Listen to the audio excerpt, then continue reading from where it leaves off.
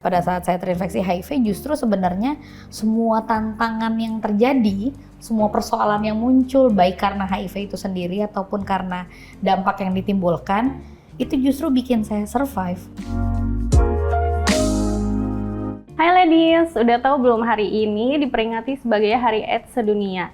Nah, Kumparan Momen melalui Ladies Talk menghadirkan narasumber dua perempuan hebat dan inspiratif yang membuktikan bahwa HIV tidak menghalangi mereka untuk tetap positif menjalani hidup. Nah, langsung aja di sebelah aku udah ada Mbak Ayu dan Mbak Ratri. Nah, kita hari ini bakal ngobrol-ngobrol nih Mbak seputar Mbak Ayu dan Mbak Ratri sebagai perempuan dengan HIV positif. Baik, aku langsung aja ya.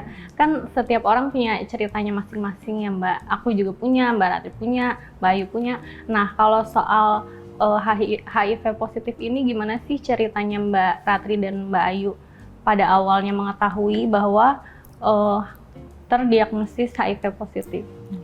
Aku dulu, Ratri dulu. Jadi kalau aku itu mengetahui bahwa aku HIV positif itu tahun 2009.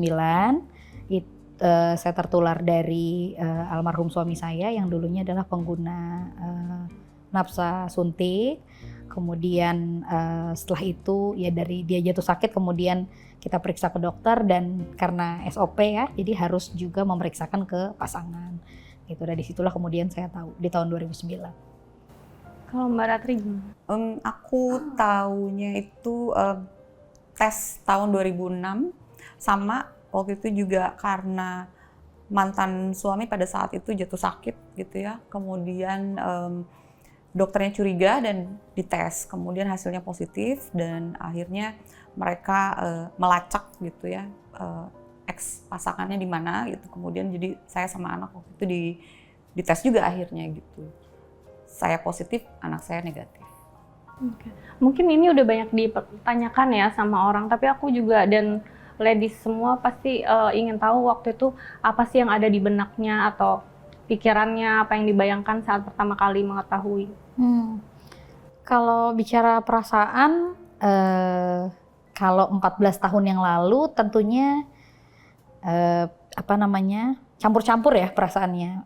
Dari mulai bingung, perasaan yang paling dominan tuh bingung ya. Dari mulai bingung, kemudian sedih karena akhirnya suami meninggal nggak lama setelah itu, dan lebih ke banyak pertanyaan sih gitu, bingung, sedih, banyak pertanyaan.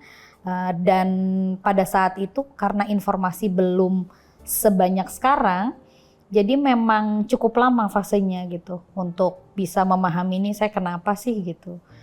Dan untungnya waktu itu ada keluarga ya yang support banget. Kalau aku dulu waktu pertama kali tahu status yang kepikir cuma wah gue dibohongin nih gitu karena saat itu sebelum nikah tuh saya udah ngajak sama calon suami tuh karena tahu dia itu pengguna nafsa suntik juga, jadi saya punya sedikit sekali pengetahuan tentang penularan HIV, terus saya ajak gitu ya untuk tes bareng nih kamu sama saya yuk gitu, tapi dia tuh menolak dengan alasan dia sudah tes dan hasilnya negatif gitu. Kemudian tapi memang sih waktu mau ditanya sama saya ada hasil tesnya nggak, mana mau lihat gitu. Dia nggak bisa menunjukkan. Cuma waktu itu karena udah mau menikah, saya pikir ya dia masuk penjara aja dia ngobrol kok sama saya gitu ya, dia jujur gitu ya. Dia pakai narkoba suntik juga dia jujur gitu kan. Masa sih nggak percaya gitu kan. Jadi ya udah. Jadi rasanya waktu itu kepercayaan saya dihianati gitu kan. Marah berarti ya? Iya, aku lebih ke marahnya bukan karena tertularnya ya, tapi karena dia tidak jujur gitu loh. Kan udah gue ajakin ya gitu maksudnya ya. Gitu maksudnya kamu nggak mau, kamu bilangnya kamu nggak apa-apa gitu loh. Ternyata seperti itu gitu. Endingnya ternyata ya tetap aja, dan belakang hari saya tahu dia sebetulnya belum pernah tes. Nah, di samping kesal dan bingungnya itu ada yang berubah nggak sih setelahnya? Oh banyak, banyak banget ya. Yang pertama kalau sebelum terinfeksi HIV itu kita ke rumah sakit kalau lagi sakit atau lagi nengokin teman sakit, ini rumah sakit jadi salah satu tempat yang harus kita terima ya, maksudnya kita harus comfort, kita nyaman, dan rumah sakit itu kan nggak enak ya. Jadi perubahan paling signifikan adalah ada aktivitas reguler yang memang harus dilakukan setiap bulan, sepanjang tahun begitu ya, dan itu bukan cuman melibatkan kita periksa kesehatan gitu, tapi kan karena ini ada label HIV-nya, tentunya secara psikologis saya juga jadi banyak di awal ya, jadi banyak self stigma pada saat itu. Saya selalu ngerasa kalau ada orang ngeliatin saya, ini orang tahu kayaknya nih ke positif nih gitu ya. Atau kalau layanan kesehatan cuek gitu, wah dia stigma nih. Padahal kan sebenarnya belum tentu ya gitu. Jadi yang paling banyak berubah itu si aktivitas, kebiasaan, kemudian diri sendiri yang berusaha beradaptasi dengan penerimaan, sama yang paling ekstrim sebenarnya hubungan dengan keluarga ya. Hubungan dengan keluarga, baik keluarga inti maupun dengan keluarga besar gitu. Karena kan akhirnya semua orang tahu gitu. Dan pada saat itu kalau keluarga internal, keluarga inti begitu ya, mereka ya nerima, tetap sayang, tetap membolehkan saya tinggal di rumah gitu ya, atau berkunjung ke rumah mertua gitu. Tapi tetap aja mereka punya 1001 pertanyaan karena mungkin mereka lebih nggak tahu daripada saya gitu.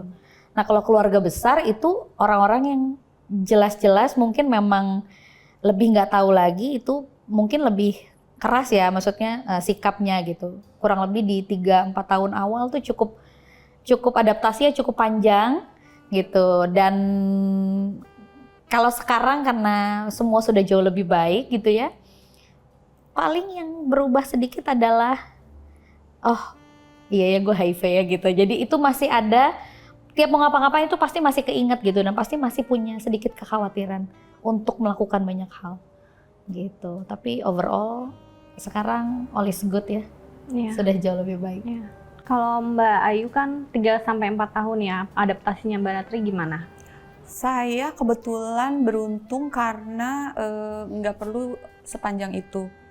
Mungkin perbedaannya itu terletak pada di pengetahuan yang sedikit yang saya punya itu tuh sebetulnya memberikan dampak yang besar gitu. Jadi ketika saya tahu bahwa saya positif, saya rasa saya juga dapat konselornya juga yang bagus gitu ya pada saat itu. Caranya menjelaskan itu sangat sederhana, kemudian tidak menakut-nakuti.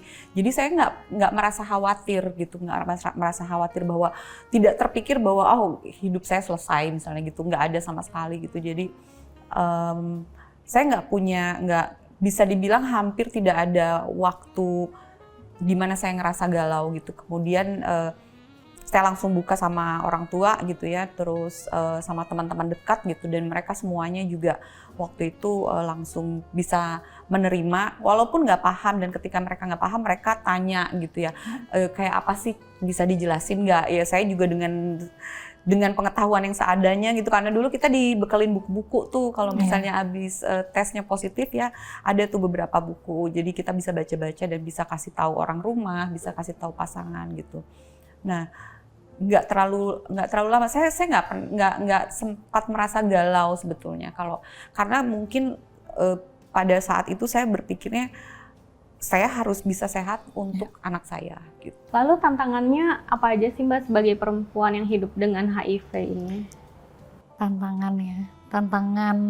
Tantangan paling besar itu sebenarnya adalah nomor 1 diri sendiri tentunya, diri sendiri. Lalu kemudian karena saya menjadi single mother pada saat itu, orang tua tunggal, ya beban menjadi ibu itu bukan hanya sekedar menghidupi anak gitu, tapi kemudian ada pikiran-pikiran tentang bagaimana nanti kalau ada pertanyaan gitu ya kepada anak saya berkaitan dengan ibunya, atau bahkan mungkin kalau nanti ada ketakutan bahwa anak saya akan mendapatkan stigma diskriminasi gitu karena status orang tuanya.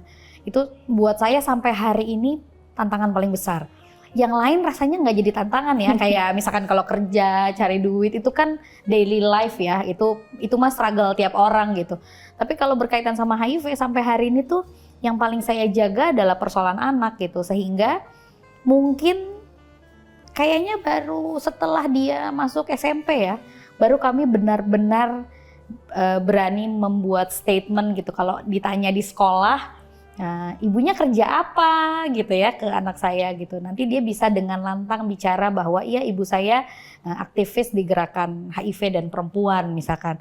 Nah di situ tuh dia sudah lebih pede gitu dan sudah bisa lebih paham untuk bisa menjelaskan kepada orang banyak gitu. Kalau waktu SD tuh kan kayak, gimana gitu. Dia juga mungkin bingung gitu kan. Jadi sampai hari ini buat saya tantangan terbesar itu urusan anak, karena tidak semua orang di luar circle kita itu pemahamannya sama.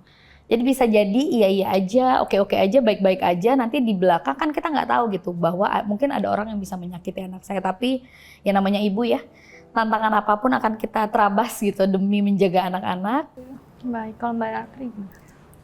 Tantangannya hampir sama sih sebetulnya. Jadi saya rasa itu juga buat semua orang yang hidup dengan HIV dan AIDS itu tantangan terbesar adalah menaklukkan diri sendiri. Karena yang paling besar itu bukan stigma dari orang lain, sebenarnya stigma dari diri sendiri. Jadi belum apa-apa gitu mereka udah bilang orang nggak akan terima. Orang nggak akan mau temenan sama saya pasti nggak ada yang mau, nggak akan bisa nikah gitu. Padahal belum tentu gitu kan. Kalau buat saya juga waktu itu yang paling jadi tantangan itu adalah saya sudah bisa menerima diri saya sendiri, tapi saya harus memberikan usaha yang lebih keras untuk bisa percaya bahwa lingkungan sekitar saya juga bisa menerima saya gitu loh. Jadi saya selalu bilang, Ratri jangan underestimate lingkungan sekeliling kamu loh. Orang-orang itu tuh bisa mikir loh. Orang-orang itu tuh bisa punya empati loh gitu. Itu tuh memprogram diri dengan kata-kata seperti itu tuh saya lumayan tuh gitu. Karena lagi-lagi juga sama dengan Ayu karena saya punya anak gitu ya. Nah kemudian saya juga berpikir kan gimana ya kalau misalnya saya open gitu loh, open sama status dari awal. Karena saya nggak pengen punya rahasia, tapi saya juga mikir gimana caranya supaya bisa anak saya tetap terproteksi misalnya gitu ya. Jangan sampai dia kena stigma gara-gara ibunya yang positif. Karena banyak cerita yang masuk ke saya gitu ya. Anaknya nggak positif, tapi orang tuanya misalnya positif. Nah anaknya tuh dikeluarin lah dari sekolah, dibully lah di sekolah. Saya kan nggak mau ya kayak gitu. Nah jadi tapi akhirnya dalam waktu kalau nggak salah sih ya sekitar 2 tahun lah akhirnya saya bisa melihat bahwa orang tuh bisa kok terima gitu. Kalau kita memang dari awal jujur dan ketika mereka tanya kita bisa kasih penjelasan yang bisa dipahami sama mereka gitu. Kalau tadi Mbak Ratri menyinggung kan mungkin anak orang dengan HIV kan ada yang menerima tekanan sosial atau gimana. Kalau anak Mbak Ratri dan Mbak Ayu sendiri gimana? Apakah mengalami juga gitu? Anakku sih enggak.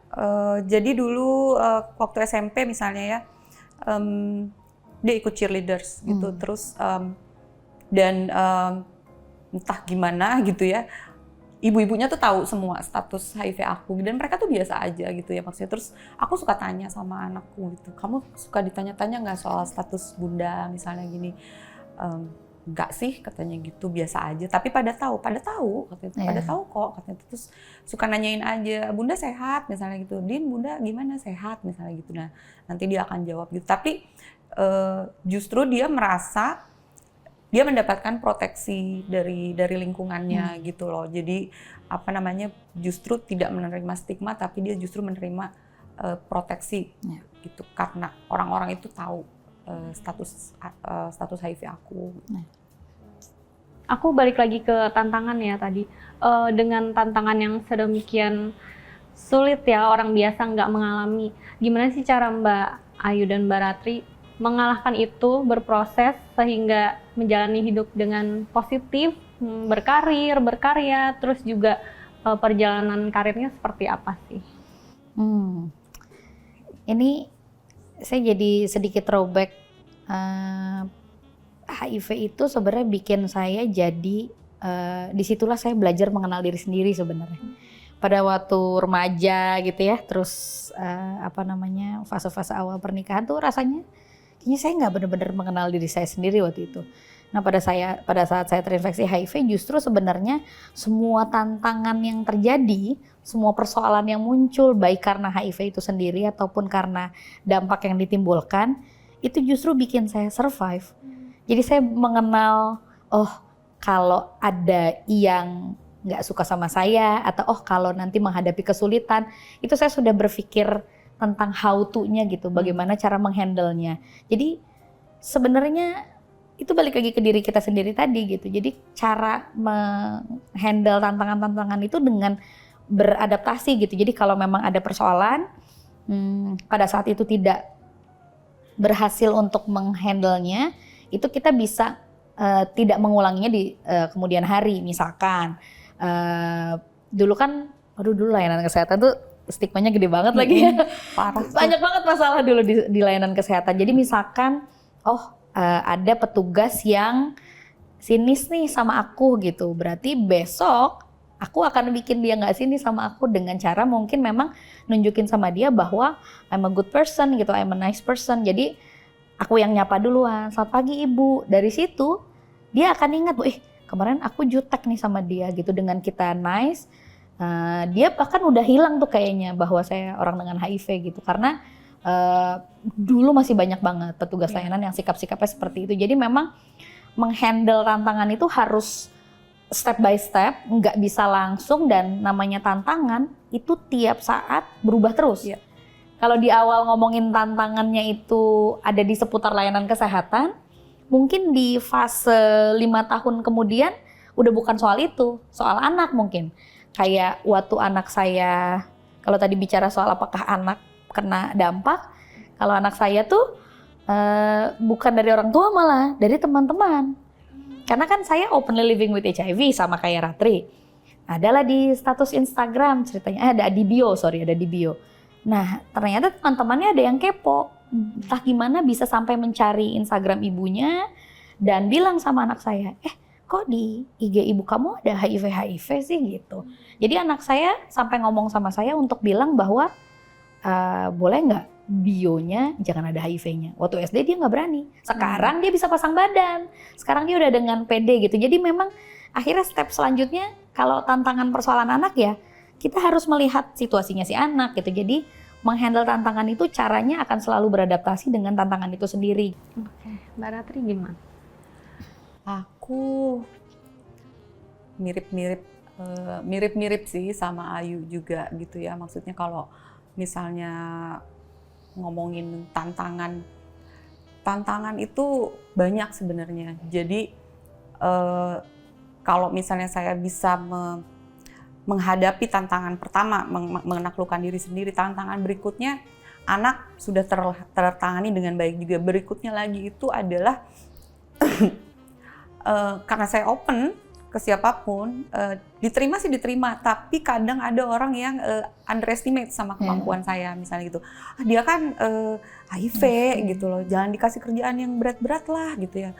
Nanti Kamu nggak usah terlalu sering. Kerjaan saya tuh keluar masuk hutan sama perkebunan untuk motret dan wawancara petani gitu ya. Dan itu medannya tuh nggak gampang gitu ya, medan-medan sulit semua gitu. Itu tuh kayak ada aja gitu, kamu jangan kecapean nanti ini. So aku bilang kenapa? Aku tuh udah 17 tahun, sweet 17 loh aku bilang gitu ya. Nggak masalah kok gitu kan. Nah, tapi jadi sebetulnya mereka tuh mensupport banget gitu ya sama aku. Mereka menerima, tapi di satu sisi juga seolah-olah ada diskriminasi sedikit gitu loh karena tahu status aku gitu ya. Jadi misalnya mereka tuh kadang-kadang suka ragu gitu. Kuat nggak ya Ratri? Kuat nggak ya Ratri? Terus aku selalu bilang, udah jalan aja gitu. Itu sih yang belakangan lebih banyak dihadapi tuh yang kayak gitu. Aduh jangan Ratri deh, kasihan nanti dia kecapean gitu. Kayak misalnya kayak gitu ya. Ya nggak juga sih, gue bilang gitu kan. Nah kalau urusan dengan anak itu dulu tantangan yang salah satu tantangan dari diri saya sendiri adalah ketika saya harus ngasih tahu status saya ke anak. Itu sulit karena tidak ada batasan umur yang paling cocok kapan untuk open status kepada anak. Ada yang bilang umur 12 tahun katanya, karena waktu itu kalau umur 12 tahun tuh daya komprehensinya tuh sudah cukup baik gitu. Tapi saya tetap nggak bisa gitu pas tahun dia umur 12 gitu ya, tiba-tiba terus sobat saya bilang kan, udahlah Beb nanti aja, gitu, nanti aja tunggu dia 17 tahun gitu, terus saya setuju gitu ya. Tapi kemudian dia taunya dari apa? Anak-anak ya zaman sekarang gitu kan, Gen Z gitu kan. Ayo sama teman-temannya mainan pakai tablet gitu kan. Ayo kita googling nama orang tua yuk. Kayak gitu. Googling lah nama aku, keluarlah semua.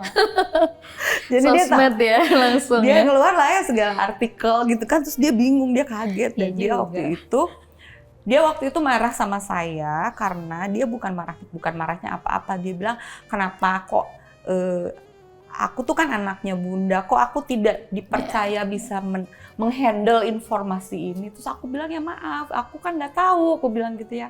"Iya, padahal kenapa nggak bilang?" Katanya gitu. "Oh ya udah, aku minta maaf," aku bilang gitu. Terus akhirnya aku ceritalah semuanya gitu. Ya udah clear akhirnya gitu. Tapi itu tuh tantangan loh buat cerita sama anak tuh. Ya. Kalau tadi Mbak Ratri kan singgung motret udah 17 tahun, perjalanan karirnya seperti apa sih nanti Mbak Ayu juga? Aku itu dulu awal kerja aku dulu PR hotel di Bandung, kemudian loncat ke LSM, itu di Bandung, pindah LSM di Malaysia, balik ke Indonesia, terus sempat jadi konsultan freelance gitu. Akhirnya aku gabung ke organisasi yang sekarang. Ini udah 8 tahun lah di organisasi yang sekarang ini. Kerjanya aku pegang komunikasi dan gender gitu ya. Lembaganya sebenarnya lebih berfokus kepada pemberdayaan petani gitu. Dan tapi mereka juga sangat paham tentang isu diversity dan inclusivity gitu. Jadi mereka sendiri punya aturan secara global itu nggak boleh ada diskriminasi terhadap ya macam-macam seperti kayak ras, agama, suku gitu, termasuk dengan kondisi kesehatan seseorang gitu. Jadi aman. Oke. Kalau Mbak Ayu gimana? Kalau bicara kerja sebenarnya sebelum saya terinfeksi HIV tuh saya nggak punya pengalaman kerja sama sekali. Karena setelah menikah, kemudian punya anak, waktu itu saya udah memutuskan mau jadi ibu rumah tangga tuh. Pengen chill aja gitu, pengen main sama anak di rumah, tapi hidup berubah kan. Justru pekerjaan pertama saya itu setelah suami meninggal, dan itu membuat saya harus berpikir, kok kerja apa ya gitu, maksudnya tempat mana yang mau menerimaku gitu. Nah, pekerjaan pertama saya itu adalah waktu itu jadi admin di salah satu sekolah musik. Dan jadi pekerjaan pertama adalah tempat pertama yang justru memberikan stigma diskriminasi. Oh Iya betul. Jadi nah, itu jadi pengalaman lagi buat saya untuk bagaimana cara menghandle tantangan. Dari situ kemudian saya berpikir, kayaknya nggak bisa nih, harus kerja di tempat yang bisa menerima saya. Tapi di manakah itu gitu. Jadi dari mulut ke mulut, dari pertemuan-pertemuan dengan kelompok dukungan sebaya sesama orang dengan HIV, saya baru tahu lah bahwa ada banyak sekali lembaga-lembaga komunitas yang kerjanya mendampingi orang dengan HIV. Jadi mulai dari tahun 2011 lah, saya secara official akhirnya kerja di LSM. Dari mulai di grassroots, ngedampingin orang dengan HIV, sampai akhirnya memutuskan untuk upgrade lah mainnya di ranah advokasi. Meskipun yang namanya ngedampingin orang, once orang tahu kita HIV positif tuh nggak akan pernah berhenti nih sampai hari ini, yang tiap hari WhatsApp, DM dan lain sebagainya. Ya Mbak nanya-nanya gitu ya soal HIV. Tapi keputusan untuk mendedikasikan diri di isu HIV itu, saya juga nggak bisa bilang bahwa ini pekerjaan dalam tanda kutip sama seperti orang-orang yang kita depend on pekerjaan ini untuk benefit. Nggak bisa, nggak sampai hati saya sebenarnya. Itu kenapa kayaknya di tahun 2016 saya memutuskan untuk membuka usaha. Gitu, membuka usaha. Saya punya kedai kopi di Bandung dengan asumsi bahwa kerja-kerja di isu HIV ini adalah dedikasi saya, memberikan keuntungan tapi bukan menjadi target utama. Tapi untuk hidup saya punya si kedai tadi, dan secara sadar pun saya nge-branding si kedai saya sebagai ini loh, ini tuh kedainya saya, bahwa yang punya tuh orang dengan HIV, which is kalau kamu pas lagi kesini terus saya lagi ada di Bandung, kayak kamu bisa minum kopi sambil ngobrol sama odanya nih gitu, sama kita-kitanya yang lebih leluasa karena punya rumah sendiri. Dan surprisingly itu ngefek banyak ya, karena akhirnya memang banyak teman-teman yang reach out, datang karena memang butuh tempat aman untuk cerita gitu. Jadi memberikan penghasilan juga dan juga memberi ruang. Dengan segala kesibukannya, pernah nggak sih di satu waktu gitu ngedrop lagi, maksudnya punya pergelutan sama diri sendiri lagi gitu, pernah nggak sih? Pernah lah, kan manusia ya. Kalau masa galau, biasanya nggak galau, cuman suka kesel aja sih. Kalau ngeliat berita, ya kan tiba-tiba ada headline yang bicara soal HIV tapi out of the box gitu, atau bahkan nggak relevan sama situasi sebenarnya, itu kesel aja. Jadi sering kesel aja, tapi kalau galau tuh udah bukan lagi soal HIV sih. Paling soal ya kehidupan rumah tangga ya, biasanya ya uang belanja gitu-gitu lah kan. Terus bayar listrik gitu-gitu, tapi HIV-nya udah nggak bikin kita kalut gitu, karena udah kelar aja sih. Betul sekali. Kalau Mbak Ratri gimana? Kurang lebih sama sih, jadi HIV-nya tuh saya udah bisa dengan santainya bercanda lah ya soal HIV. Jadi udah, dan sama seperti yang Ayu bilang, itu kan law of attraction gitu ya. Jadi apa yang kita keluarkan itu akan dikembalikan sama orang. Jadi kalau kita mengeluarkan energi positif yang kitanya juga optimis misalnya gitu, nanti orang akan mengembalikan itu ke kita. Tapi kalau kitanya tiap-tiap juga kayak pesimis atau takut, banyak paranoia gitu kan, orang akan mengembalikan itu gitu. Jadi aku selalu kembalinya ke sana aja, ini law of attraction. Jadi aku harus bisa memberikan energi positif kalau pengen diterima dengan baik gitu. Tapi kalau bicara soal diskriminasi tadi ya, sebagai perempuan tuh diskriminasinya terasa lebih 2 kali lipat gitu, atau sebenarnya sama aja sih sama teman-teman yang laki-laki gitu? Kalau bicara dari sudut pandang personal, saya sih nggak pernah benar-benar merasakan itu ya.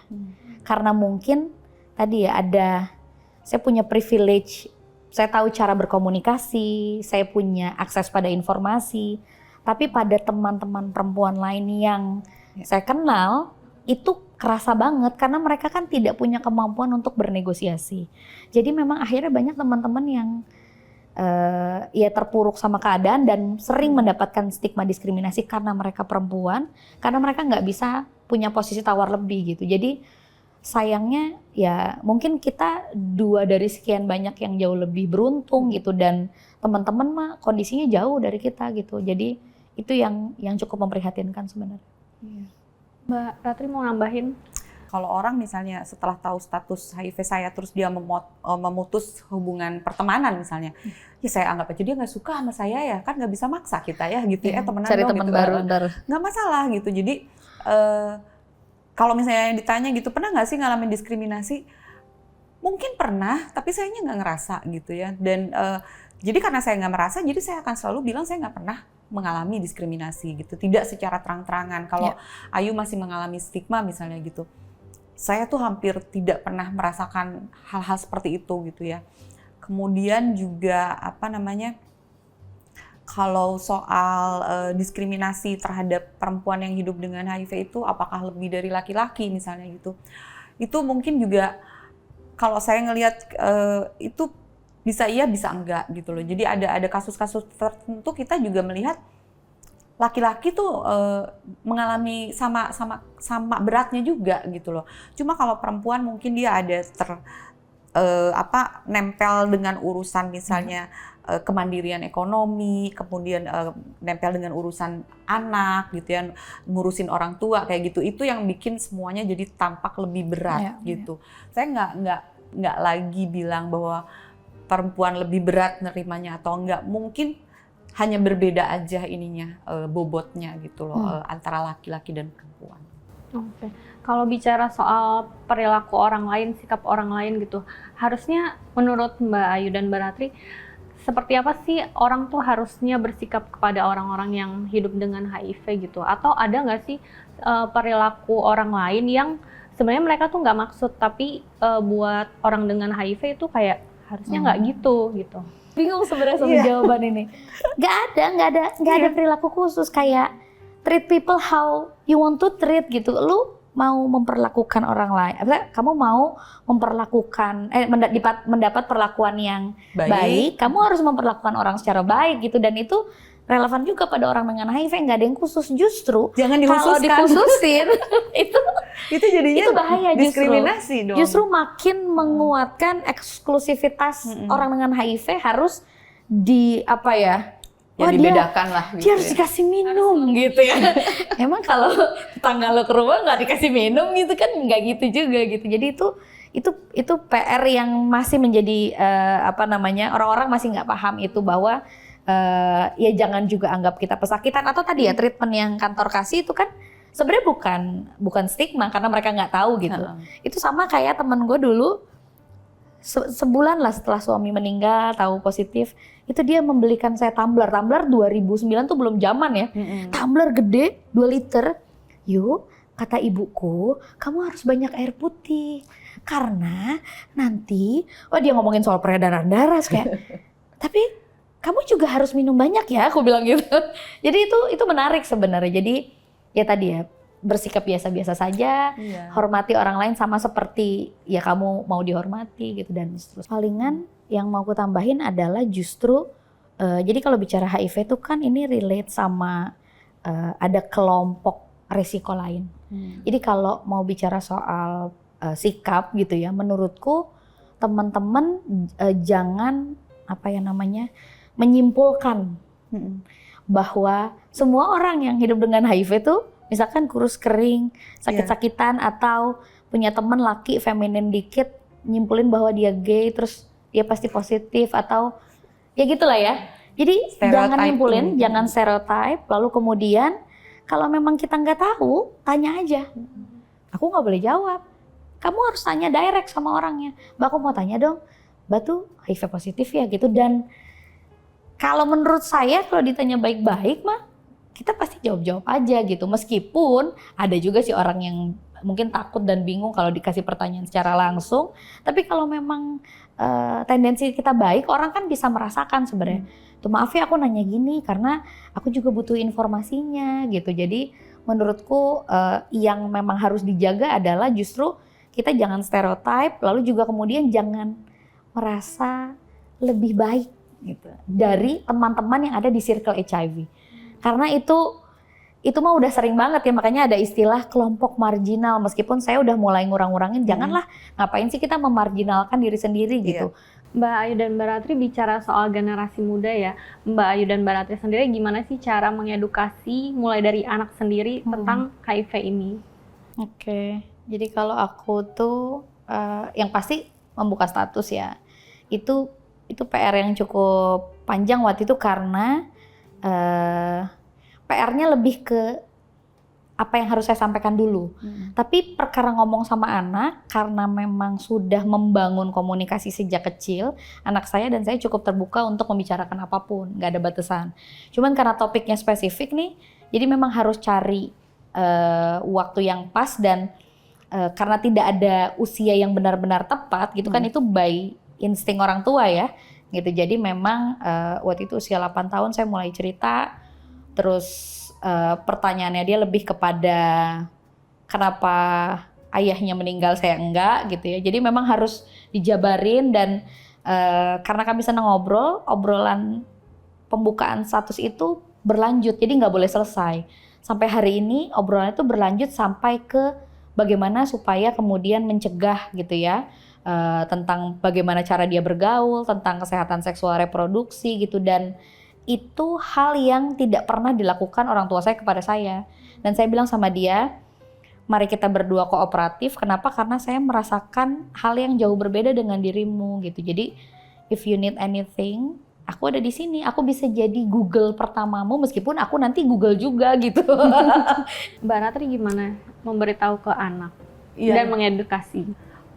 Ngasih tahu ke anak itu ya itu pas awal tuh kan bukan berat sih ya, tapi bingung gitu loh. Maksudnya ini cara ngasih taunya bagusnya gimana ya gitu. Terus kan ada sekian banyak skenario di dalam kepala nih kan, reaksinya dia akan seperti apa. Nangiskah, marahkah, kaburkah, apa gitu ya. Itu kan namanya mama ya gitu kan, segala dipikirin. Nah, tapi ya itu karena kejadiannya jadi kayak kecelakaan kalau untuk saya gitu ya. Setelah dia akhirnya googling, kemudian ngelihat nama saya banyak di artikel, berbagai artikel yang berkaitan dengan HIV, dia baca gitu ya. Terus dia mengkonfrontir saya gitu kan, kenapa nggak bilang segala macam. Saya bilang, Bunda tuh agak bingung mau mulai dari mana gitu ya, mulai dari mana aja. Terus akhirnya cerita aja dia bilang, dan ya itu yang saya pikir juga dia bukan masalah dikasih taunya banget sih, tapi dia ingin dikasih kepercayaan atas informasi yang menurut dia itu penting gitu. Jadi kok aku nggak dikasih tahu, katanya kan ini kan penting Bun, katanya. Terus jadi kok Bunda kayaknya nggak percaya sama aku, dia bilang.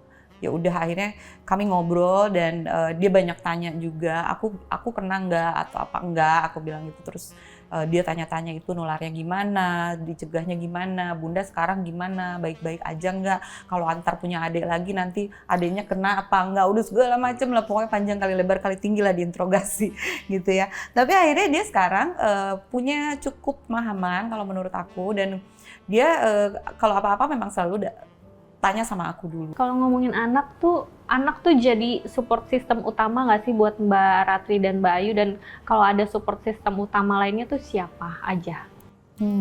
Ratri? Saya sih terus terang ya, anak itu adalah nomor satu jadi penguat gitu ya. Kemudian support system lainnya ya keluarga, teman gitu ya. Teman kerja, teman di komunitas gitu. Tapi memang saya sendiri merasakan dulu tuh di awal itu, kalau misalnya saya nggak punya anak pada saat saya tes gitu ya, mungkin kejadiannya akan berbeda gitu loh. Tapi karena saya punya satu anak yang harus saya besarkan, jadi mau nggak mau, jadi saya selalu bilang ke diri sendiri, ayo Rat, kamu harus kuat, kamu harus sehat, kamu harus produktif, anak kamu nih masih butuh kamu gitu. Ini dengan Ratri ngomongnya, aku udah kayak agak ngembang gitu. Iya, karena kebayang ya, maksudnya di usia kita mengetahui status HIV dan punya anak, itu tuh persoalannya adalah nih anak gue mau gue gimana nih ya gitu. Karena kan kita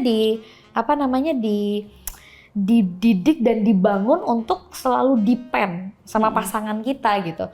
Sementara pada saat itu situasinya kebalik gitu, dan buat saya sampai hari ini, jadi apa ya, anak ini justru selalu kasih surprise gitu. Kayak kalau ulang tahun itu kalau udah nyusun kata-kata tuh, bisa kali dia ngomong kayak gini ya. kayak sayang banget gitu sama ibunya, padahal berantem terus gitu tiap hari gitu. Ya sayang gitu ya. Terus perhatiannya jauh 100 kali lipat lah daripada suami saya gitu yang sekarang ya. Karena akhirnya memang kita saling menempatkan diri untuk menjadi support system yang terbaik gitu. Dan saya pikir sama seperti Ratri, semua elemen di luar diri saya juga bagian penting yang berkontribusi. Tapi nomor satu emang kayaknya anak saya ya gitu. Ngomongin support system tuh tadi sempat disinggung teman-teman komunitas juga. Nah, Mbak Ayu kan ikutan IP ya, Mbak Ratri juga atau ada Ratri juga bagian dari IP. Nah, mungkin boleh diceritain dong mereka tuh perannya seperti apa sih dalam memberi dukungan selama ini gitu, dan seberapa penting sih teman-teman di sana gitu buat Mbak Ratri dan Mbak Ayu. Jadi IP itu kan sebuah jaringan nasional untuk perempuan yang hidup dengan HIV dan terdampak HIV, Ikatan Perempuan Positif Indonesia. Saya dulu gabung di IP tuh sebenarnya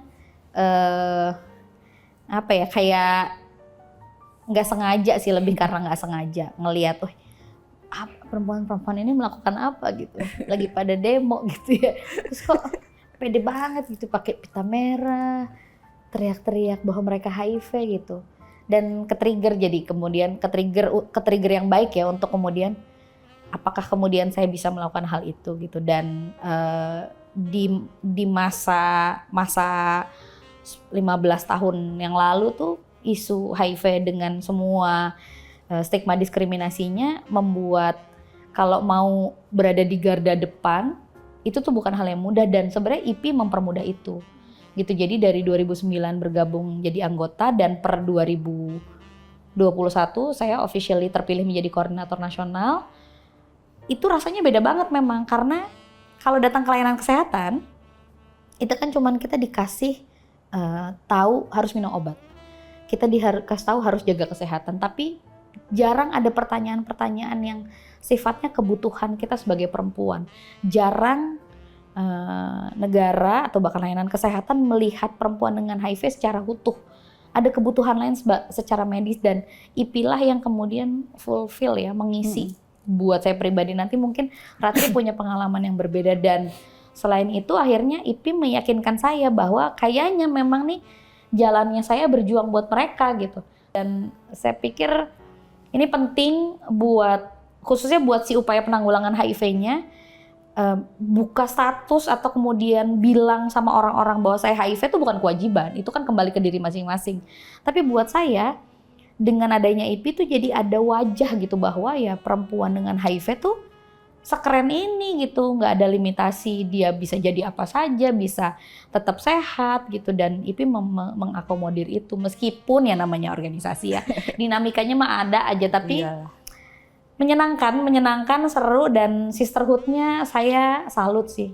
Gila sih, luar biasa sih. Karena banyak juga perempuan-perempuan yang sebetulnya mereka tidak mendapatkan support system yang cukup di area di area tempat tinggalnya atau di keluarganya. Jadi mereka masuk ke IP dan kita mencoba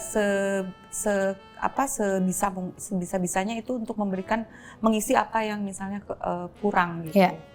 Oke Mbak Ayu dan Mbak Ratri, terakhir aku boleh dong dikasih pesan untuk ladies semua, untuk para perempuan terutama yang hidup dengan HIV, apa pesannya untuk mereka, mungkin mau kasih semangat atau apapun itu, dan untuk masyarakat secara general gimana sih sebaiknya memperlakukan orang dengan HIV?